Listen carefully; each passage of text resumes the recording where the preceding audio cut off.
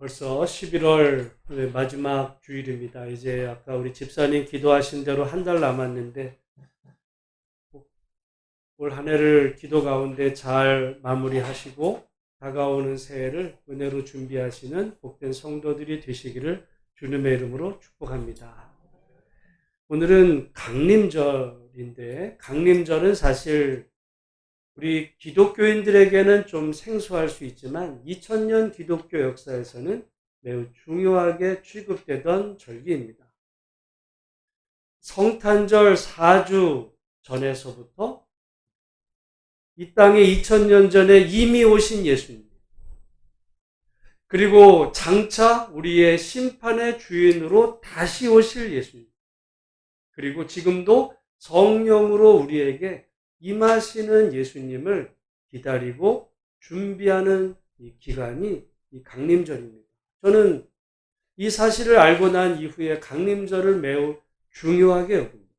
모쪼록 공교롭게도 이 시간은 성탄절 준비만이 아니라 올 한 해를 마무리하는 그 어간에 있기 때문에 모쪼록 올 한 해를 강림절로 마무리하면서 우리 자신의 신앙을 돌보고 과연 우리는 주님이 다시 오실 때 그 주님을 맞이할 준비와 또 자세가 우리에게 되어 있는지 스스로 되묻고 우리에게 늘 성령으로 임하시는 주님을 맞이하며 늘 주님과 동행하며 살아가는 복된 성도들이 되시기를 주의 이름으로 축복합니다.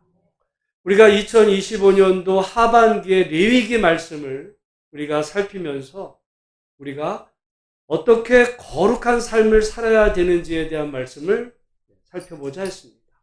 레위기의 주제는 거룩이었어요. 거룩에는 크게 두 가지가 있다고 그랬습니다. 앞부분에서 맨 처음에 예배, 거룩의 출발은 올바른 예배의 시작이죠. 그것을 1장부터 10장까지, 두 번째는 11장부터 거룩한 삶이다. 예배와 삶은 분리될 수가 없어요. 예배는 거룩하게 드리는데 삶이 엉터리라면 그 예배도 문제가 있는 거거든요. 근데 삶은 거룩하게 살지 모르지만 예배가 잘못되면 그 또한 잘못된 것이라 예배와 삶은 균형을 이루어야 된다. 근데 그러면 거룩한 삶은 뭐냐? 조금 더 이 부분을 둘로 나누면 정결한 삶과 성결한 삶.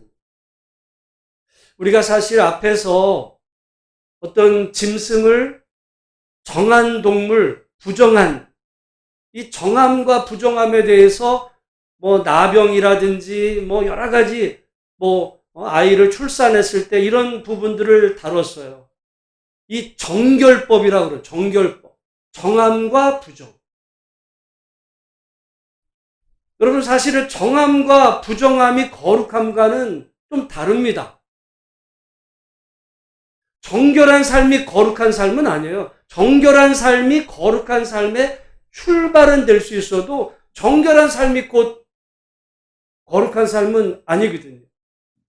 그래서 우리가 먼저 삶 속에서 이 정하고 부정하고, 그래서 최소한 부정이 뭔지를 알고 부정에 빠지지 않도록 우리 삶 속에서 우리 자신들을 돌아보는 삶에 대해서 우리가 정결법에 대해서 그동안에 우리가 11장부터 16장까지 본 것이고 오늘 17장부터 마지막까지는 본격적으로 성결함, 거룩함에 대한 이야기를 합니다.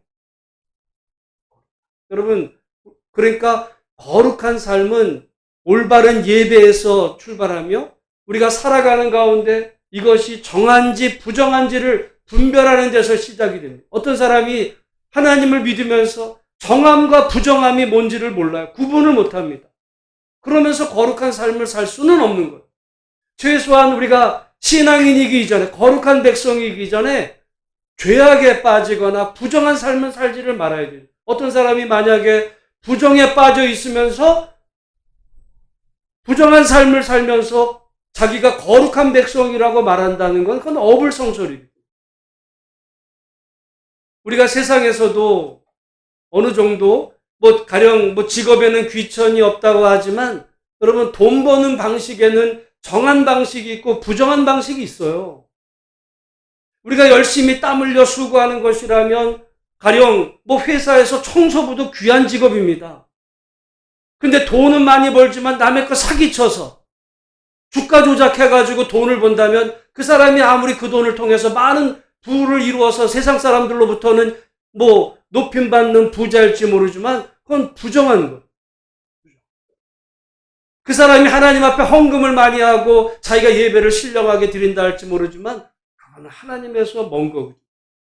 거룩한 삶의 출발은 예배도 있지만 우리가 최소한 부정하지 않아. 물론 레위기에는 여러 가지 부정의 단계가 있지만 오늘 우리들의 삶 속에서 다양하게 이야기할 수 있어요. 부정한 방법이 아니라 하나님이 원하시는 방식이라고 한다면 열심히 땀 흘려 수고하고 사람을 사랑하고 존중하며 살아가는 이 삶이 거룩한 삶의 출발이다. 레위기가 가르치고 있어요. 그래서 여러분 먼저 우리가 하나님 앞에서 우리가 거룩한 삶 이전에 내가 하나님 앞에서 정결한 하나님의 성도로 바로 서 있기를 주의 이름으로 축복합니다.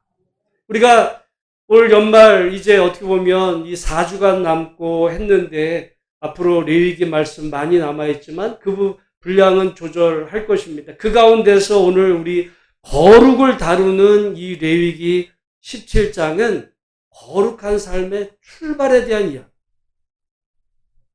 오늘 그 부분을 함께 살피기 원하는데 우리 한번 2절 말씀을 같이 한번 읽어보겠습니다. 시작. 아론과 그의 아들들과 이스라엘의 모든 자손에게 말하여 그들에게 이르기를 여호와의 명령이 이러하시다 하라. 이 말씀은 17장에만 해당되는 것이 아니라 지금부터 이 거룩에 대해서 성결한 삶에 대해서 말하는 그 첫 출발의 명령의 말씀이 됩니다. 여기서 그러면 거룩한 삶을 누가 살아야 되느냐?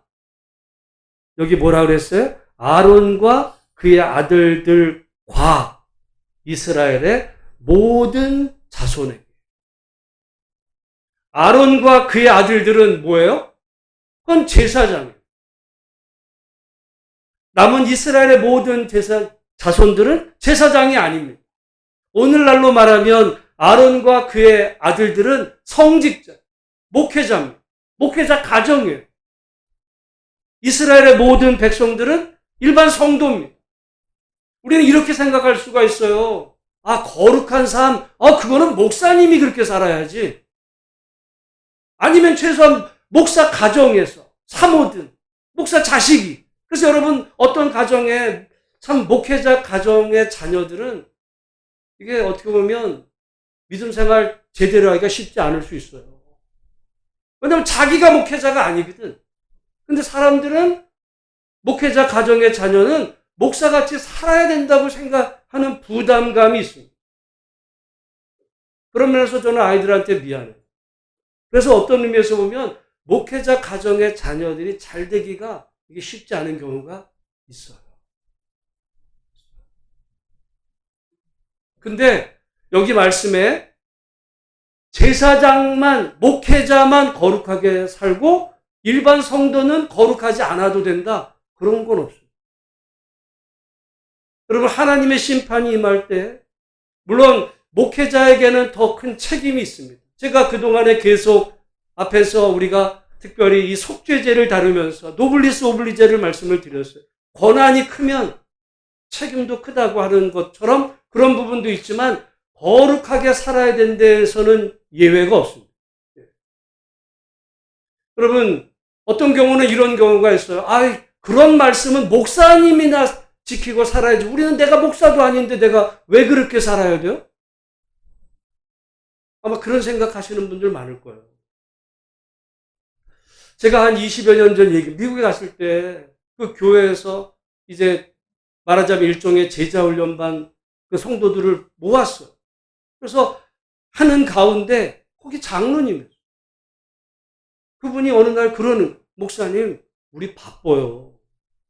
우리가 이민 와가지고 여기 자리 잡고 이게 먹고 살기 너무, 여러분, 이민자 생활이 만만하지가 않아요. 어떤 사람들은 뻑 하면은, 내가 힘드니까 이민이나,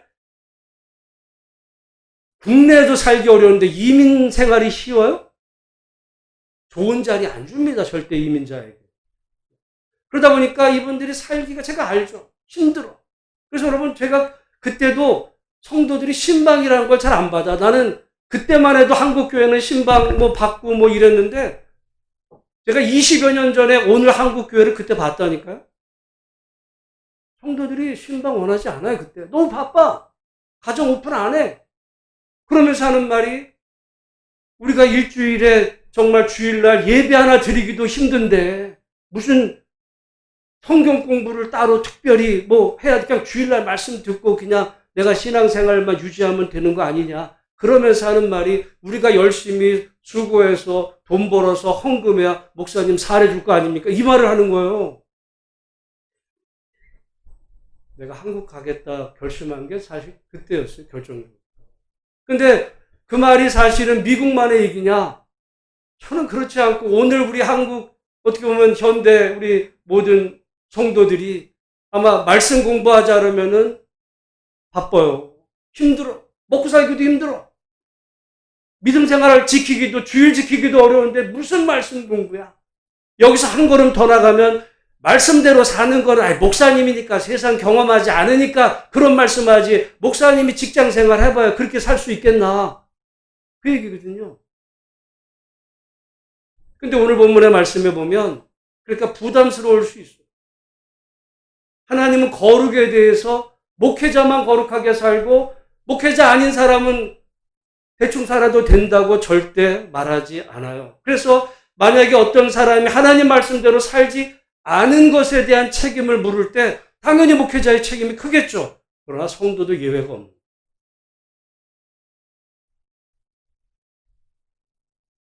제 얘기가 아니라 오늘 이 거룩에 대한 말씀을 시작하면서 하나님께서는 아론과 그의 아들들과 이스라엘의 모든 자손에게, 하나님의 백성에게 말하여 이르라.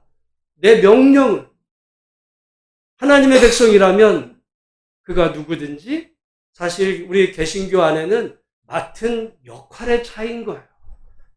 여러분, 목회 안에서, 우리 교회 안에서 무슨 계급의 차이가 아닌 것, 무슨 성도가 있고 집사가 있고 권사, 장로, 목사, 무슨 서열로 장로 중에서 선임 장로가 있고 무슨 그런 건 없는 거예요. 하나님 앞에서 형제고 역할의 차이라 자기가 섬기는 가운데 누구도, 그러니까 나는 성도니까 대충 살아도 되는 그 이야기를 우리끼리는 얘기할 수 있을지 몰라도 하나님 앞에서는 예외가 없어요. 우리가 하나님 앞에 섰을 때, 하나님, 나는 내가 그럴 줄 알고 내가 집사도 안 받았어요. 나는 그러니까 이렇게 살아도 나는 되는 거 아니에요? 예외가 없다. 우리가 대만 직분을 맡았다면 권한이 이제 생겼으니까 책임도 더 주어지는 것이지, 누구라도 하나님 앞에서 엉터리로 말씀대로 거룩하게 안 살아도 되는 예외는 없다. 그것이 이 거룩의 출발이라고 하는 사실을 기억하면서 우리 자신이 교회 안에서 맡은 직분은 뭐든지에 관계없이 정말 우리가 거룩하게 살기에 힘쓰는 성도들이 되시기를 주님의 이름으로 축복합니다. 그러면 거룩하게 산다는 게 뭐야? 사실 거룩이라는 말은요, 구분된다는 말. 구분된. 정결함은 이 정함과 부정함을 나누지만 그 가운데서 정결한 게 거룩한 건 아니에요. 정결한 것 가운데 하나님께서 특별히 어떤 사람이나 어떤 공간이나 어떤 시간을 구분할 때 그것을 거룩이라고 그래요. 모든 일주일의 날들은 정결하죠. 근데 하나님께서 그 가운데 하루를 택하셨을 때 그 안식일은 거룩해지는 겁니다. 모든 사람들은 다 정결해요. 모든 정결한 사람들 가운데서 하나님께서 어떤 사람을 택하시면 그 사람이 거룩한 사람이 되는 거예요. 거룩이란 하나님께서 장소도 마찬가지입니다. 모든 장소는 다 정결해요. 근데 하나님께서 특별히 어떤 장소를 하나님의 예배의 공간으로 택하셨을 때 그 공간을 우리는 거룩하다. 그 자체가 무슨 특별한 어떤 그 거룩한 속성이 있어서가 아니라 하나님이 택하셨기 때문에. 여러분, 일반 성도들, 여러분이 세상 사람들에 비해서 거룩합니까? 여러분은 뭐 세상 사람들을 위해서 더 많이 배웠거나 더 부자거나 뭐 세상에서 지위가 높아요? 그런 의미에서 남들이 부러워할 만한, 존경할 만한 거룩한 특징이 있어서 거룩한 백성이 아니에요. 이스라엘 백성들이 거룩한 백성이 된 건 그들이 세상에서 가장 뛰어난 민족이기 때문에 그들을 하나님이 택하신 것이 아닙니다.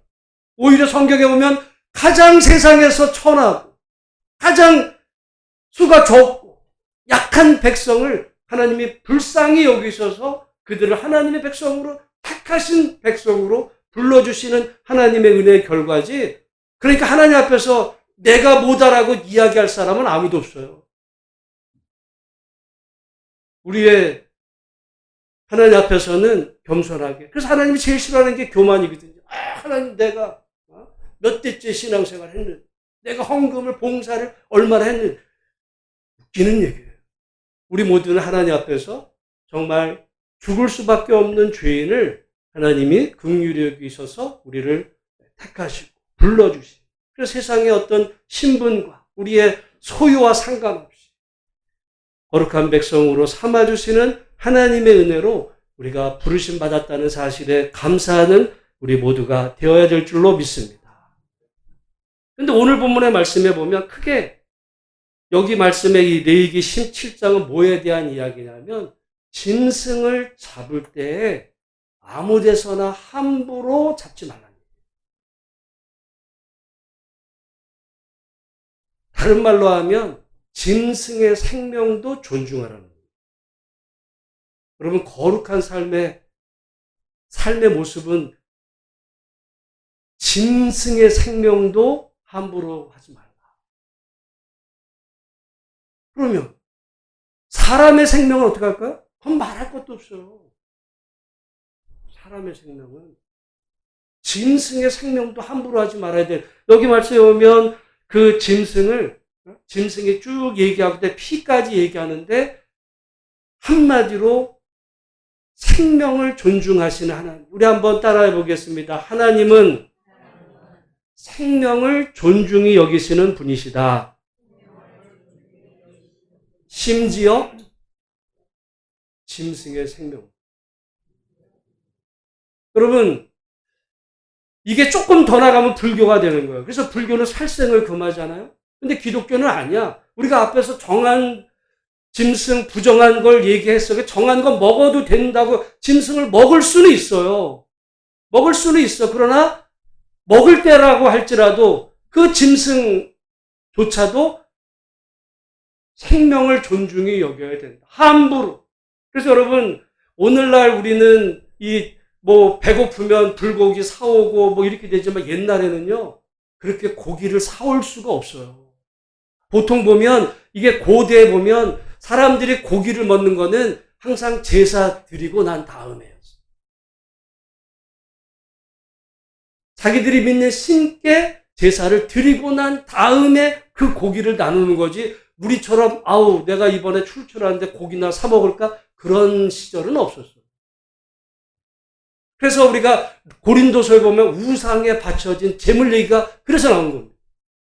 그냥 먹고 싶다고 어디 가서 고기 잡아가지고 이러는 게 아니라 모든 고기는 다 우상에게 바쳐지고 난 그 고기를 다 그런 속성이 있는데, 지금 특별히 거룩한 삶에 대해서 하나님은 출발을 할 때 생명 존중.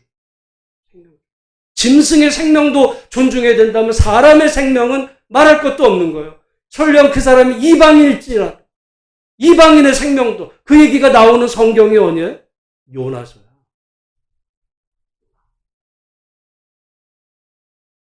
우리가 요나서에 보면 나중에 요나가 하나님한테 삐지거든요. 요나는 그 니느웨 백성이 다 망하기를 바랬어. 다 죽여버리길 원했어. 왜냐면 원수 나라니까. 근데 하나님께서 그 요나가 회개를 받아주시네? 바로 그 얘기예요. 하나님은 이방인의 생명도 귀하게 여기죠. 우리는 예수 안 믿는 사람, 나랑 반대되는 사람 죽었으면 좋겠어. 벌 받을지.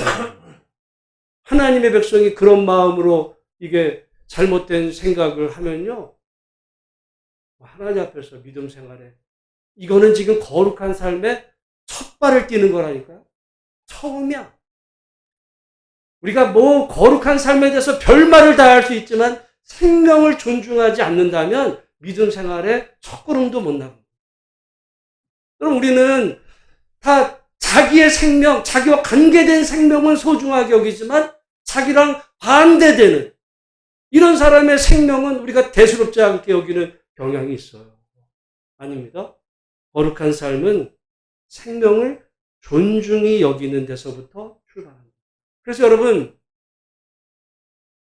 미국에 가면은 유대인들은 이 자기네들의 저기가 있어요. 그 파는 고기들을 전문으로 파는데 고기가 있어요. 거기는 당연히 소고기도 팔지만 피가 없어요. 피를 다 뺍니다.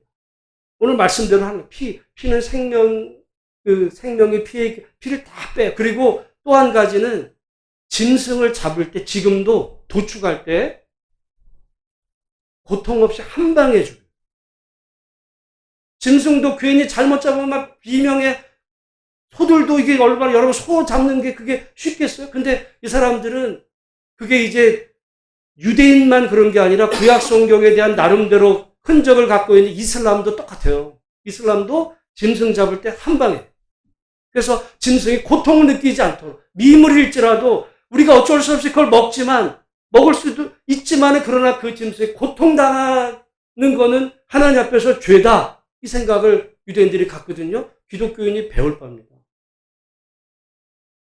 오늘날 개고기 얘기가 많아요. 근데 어떤 이 기호 문화적인 부분에서 이것도 있지만 왜 개고기가 이게 문제가 됐냐면 잡는 방법이 너무 잔인했어요. 우리나라 사람들 잡는 방법이 잘못됐어요. 고통을 줘. 그건 성경적이 아니야. 그게 문제야. 그래서 보통 그냥 뭐 때려잡든지 무슨 불에 끄실려가지고 그래서 뭐 가끔 얘기 들어보면 복날에 어딘 이 냇가에서 천변에서 불 태우는데 끄실려가지고 개가 도망치다가 막 이런. 여러분 거기 만약에 목사님들이 모여서 그 짓 했으면 그거 하나님 앞에서 잘못된 거예요. 요즘 제가 얼마 전에 우리 목사님들하고 이렇게 날이 이제 추워져서 보신탕 먹으러 가자 누가 갔어요. 요즘요 보신탕이 염소탕보다 훨씬 비싸. 제가 볼 때 이제 아마 보신탕 못 먹을걸요? 비싸졌어요. 엄청 비싸졌어요. 옛날에 한 그릇 뭐 하면은 뭐 10,000원, 지금 제가 했을 때 보통이 옛날 10,000원, 12,000원 하다가 지금 거의 24,000원, 5,000원 하더라. 고기도 귀해지니까 비싸졌는데 염소탕이 훨씬 싸. 근데 염소를 먹어도 마찬가지예요. 짐승을 먹을 수는 있지만 그럼 우리가 먹을 때도 내가 먹는 그 짐승 뭐 하나님께서 허락하신 거지만 그 짐승에게도 생명이 있어. 그 존재도 하나님이 이 생명을 귀하게 보신다라고 하는 거. 불교랑 달라요. 그렇지만 그 내면에 통하는 의미는 같습니다. 모쪼록 우리의 거룩의 출발인 생명을 존중히 여기는 데서부터 내 생명만 존중이 아니라 모든 사람의 생명 넘어서 실제로 짐승의 생명까지 거룩하게 여기시는 하나님이라는 사실 기억하시고 우리 삶 속에서 정말 거룩을 실천해가는 성도가 되기를 주님의 이름으로 축복합니다. 그러면서 여기 피에 대한 얘기를 해요. 11절 말씀 같이 한번 읽어보겠습니다. 11절 시작. 육체의 생명은 피에 있습니다. 내가 이 피를 너희에게 주어 제단에 뿌려 너희의 생명을 위하여 속죄하게 하였나니 생명이 피에 있으므로 피가 죄를 속하느니라. 우리 12절도 그러므로 내가 이스라엘 자손에게 말하기를 너희 중에 아무도 피를 먹지 말며 너희 중에 거류하는 거류민이라도 피를 먹지 말라 하였나니. 피를 먹지 말라. 그래서 이거를 실천하는 분들 가운데서 그래서 뭐를 이 말씀 따라 안 먹는다는 거야? 해장국은 안 먹어. 왜? 선지가 그게 피니까. 여러분, 소고기 사서 드시죠? 소고기에 여러분 피기가 있어 없어요? 있어. 그래서 유대인들은 코셔법에 따라서 그 피가 하나도 없어요. 근데 우리는 피도 있어. 조그만 피는 되고 선지는 이게 안 되고 제가 볼 때 말장난하는 거예요.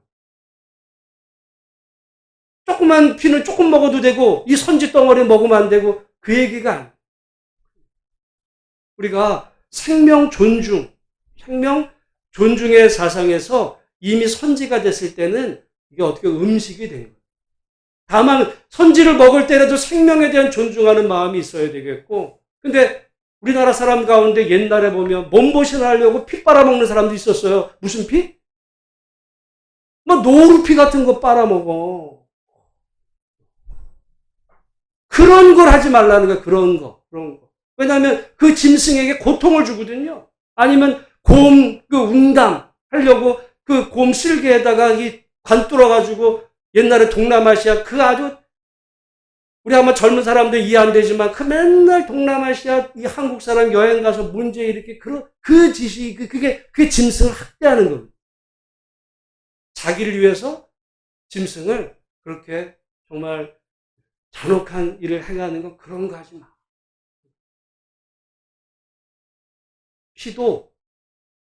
피가 생명에 있기 때문에 그 짐승의 피를 함부로 흘리지 말아야 된다면 사람의 피는 얼마나 더하겠어요.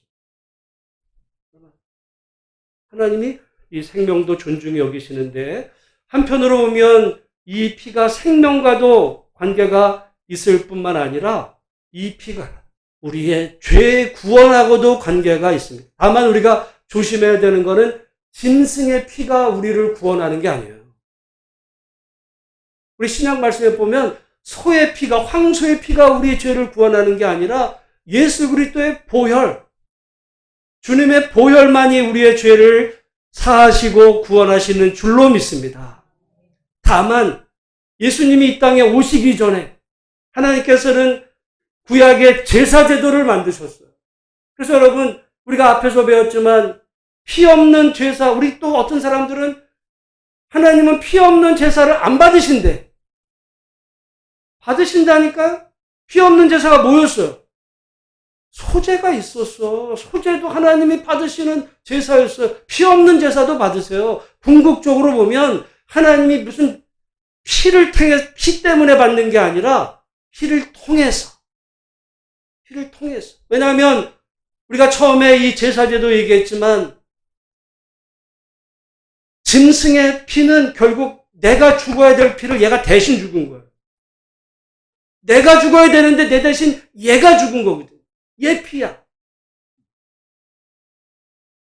그런 의미에서 그러나 그 피는 결국 우리를 위해서 죽은 예수님의 보혈을 미리 예표하는 그 의미의 피지. 피 없는 제사를 안 받으시. 소제가 있어. 소제를 곡식으로도 하나님이 얼마든지. 여러분 보면은 소로 들으면 소피는 얼마나 많겠어요. 근데 나중에 보면 하나님 비둘기도 받아요. 여러분 비둘기 피가 얼마나 될까요? 많은 피는 받으시고 비둘기 피는 똑같아요. 자기 형편에 따라 누구는 비둘기를 드리고 누구는 소를 드릴지 모르지만 하나님 앞에서 그것도 없는 사람은 소제를 하나님 받으시고 그때나 지금이나 결국 하나님이 받으시는 기준은 동일합니다. 우리의 믿음. 우리가 믿음으로 하나님께 제사를 드리면 구약 성도들은 그걸 몰랐으니까 하나님이 정하신 기준으로 성전에서 이 제사를 통해서 하나님 앞에 나아갔고 이제 예수 그리스도의 보혈 이후에 오늘 현대를 사는 오늘 우리는 예수님의 보혈을 의지하며 믿음으로 하나님께 나아가면 구약 시대나 오늘 이 시대 우리 모든 성도를 하나님께서 받아주신다.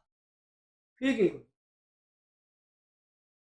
그러면서 동시에 우리는 이 피를 소중히 여기는데 짐승의 피다.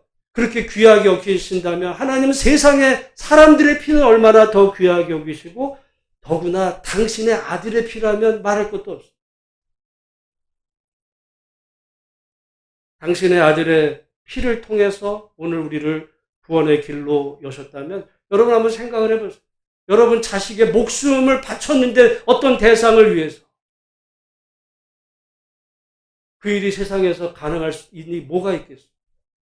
내 목숨도 아니고 내 자식의 목숨을 통해서 하려고 하셨던 그 일이라고 한다면 하나님 앞에서 우리 모두가 얼마나 귀한 백성인지 당신의 아들의 목숨값으로 우리를 하나님의 자녀로 부르셨다면 우리는 우리를 구원하신 하나님의 은혜만 감사할 것이 아니고 오늘 말씀처럼 은혜 입은 구원받은 백성으로서 거룩하고 정결한 삶을 살아가는 복된 성도들이 되시기를 주님의 이름으로 축복합니다. 오늘 본문 7절 말씀을 마지막으로 한번 같이 보겠어요. 7절 시작. 그들은 전에 음란하게 섬기던 순염소에게 다시 제사하지 말 것이니라. 지금 짐승을 존중하라고 했지만 그렇다고 해서 그 순염소에게 제사하는. 여러분 많은 경우 짐승을 떠받드는 종교들도 많아요. 지금도 있죠. 어디가 그래요? 인도에는 뭐를 신으로 떠받들어? 소예요. 여러분 요즘 모든 세상들이 다 지금 세상이 지금 완전히 세상이 변해가고 있어요. 트럼프의 저 일은 저게 미국만의 얘기가 지금 세상 그렇게 변해가는데 어떤 식으로 변해가냐면 민족주의로 갑니다. 잘못하면 이 민족주의가 강화되면 나중에 전쟁 터지는 거예요. 위험해지는 거예요. 세상이 점점. 근데 인도 민족주의가 있어요. 인도 민족주의. 여러분 인도에 총리가 있어요. 모디 총리라고 하면 뉴스 같은 데 보시면 모디 총리가 있어요. 이 사람이 거의 20년째 총리예요. 근데 지지율이 70%야. 항상 보면 이 전 세계 지도자들 이 어떤 이 그 찬성률 하는 거 제일 항상 거의 1등이 모디 총리. 근데 이 모디 총리가 무슨 정치를 이렇게 잘하길래 인도 같은 나라에서 70%를 할까? 이 사람의 그 주장은 인도 민족주의입니다. 힌두교 민족주의. 그러니까 인도가 완전히 힌두교 중심의 국가가 됐어요. 그러니까 어떤 이방의 뭐 기독교 안 받아들이는 거죠. 그러니까 힌두교 핵심에 뭐가 있어요? 소. 더 강해진 거야, 더. 여러분, 결국 지금 인도에서는 소를 신으로. 이렇게 계명천지가 됐는데, 그래서 하다못해 소똥도, 응? 그것도 함부로 하지 않는, 어떻게 보면 이런 세상이 됐는데도 정말 지금 AI 시대로 이게 참, 제가 요즘 그 챗GPT로 하면, 그 인터넷에 정말 놀라운 세상이 왔어요. 내가 그동안에 공부한 게 뭔 의미가 있을까? 한번 여기다가 딱 치니까 그냥 쫙 떠요. 이런 세상이 왔는데 소를 지금 신으로 섬기는 전 세계에서 인구 제일 많은 나라가 어디? 인도예요. 중국보다 인도가 더 많다는 얘기 아니야. 근데 거기에 힌두 민족주의. 그게 지금 그렇게 하고 있어요. 소를 숭배. 여러분, 근데 고대로 올라갈수록 이 짐승을 말하자면 신처럼 떠받드는 경향들이 많았어요. 우리나라도 옛날에 산신령이 뭐야? 호랑이야. 호랑이를 신죠. 짐승을 이렇게 신으로 떠받드는 걸 토테미즘이라고 그러는데 그런 게 있어요. 그리고 여기 지금 하나님께서 레위기에 이 순념소에게 제사하지 말라 그랬잖아요. 모세 시대 지금 얘기야. 나중에 우리가 성경에 보면 다윗의 아들이 누구예요? 솔로몬. 그 아들이 누구예요? 르호보암. 르호보암 때 남북이 분단이 돼요. 그래서 북쪽에 이스라엘의 왕이 누구였냐면 여로보암이 있어요. 근데 역대하 11장에 보면 여로보암이 순념소를 섬겼다는 얘기가 나와요. 그러니까 지금 이때부터 수백 년이 지난 가운데 순념소를 섬기는 거예요. 그리고 실제로 이스라엘이 망할 때까지 그랬어요. 우리가 구약성경 이스라엘 백성들이 왜 망해요? 결국 궁극적으로 우상숭배. 여러분, 사람은 안 바뀝니다. 우리가 이렇게 하나님께서 처음에 거룩한 삶을 출발을 얘기하면서 짐승 얘기했고 짐승 우상처럼 섬기지 말라 했는데 그 문제가 결국 망할 때까지 이어져요. 망할 때까지. 그런 의미에서 보면 우리가 거룩한 삶의 출발은 하나님께서 나 외에 다른 신을 섬기지 말라. 우상 숭배를 금하고 계신 말씀. 여러분, 그래서 하나님을 섬기면서 우상을 같이 섬기려고 하는 성향이 많아요. 유다 백성들이 왜 망했냐? 그들은 하나님을 버린 적이 없어. 다만 하나님도 섬기면서 우상도 같이 섬겼어. 근데 오늘 우리가 똑같아. 우리는 짐승을 섬기지는 않아. 근데 여러분, 우상이라는 게 뭐예요? 하나님만큼, 하나님보다 중요하게 여기는 건 그게 우상이에요. 무슨 불상을 얘기하는 게 아니에요. 무슨 소를 얘기하는 게 아니라 내 마음속에 하나님만큼. 그래서 하나님이 이렇게 하라라고 하셨는데, 아이 하나님, 내가 아무리 하나님도 좋지만 이거는 내가 포기할 수 없어요. 그거요. 그게 우상이에요. 거룩이란 하나님을 위해서 내가 소중한 것을 내려놓을 수 있는 마음. 그럼 우리 같으면 배고프고 궁하니까 짐승이 있으면 아무거나 뭐 어디서 어떻게 잡은 거든 먹으면 어때? 내가 배고픈데. 거룩한 삶은 뭐예요? 내가 배고파도 하나님이 정하시지 않은 방식으로는 내가 거절할 수 있는 마음. 그게 거룩의 출발이에요.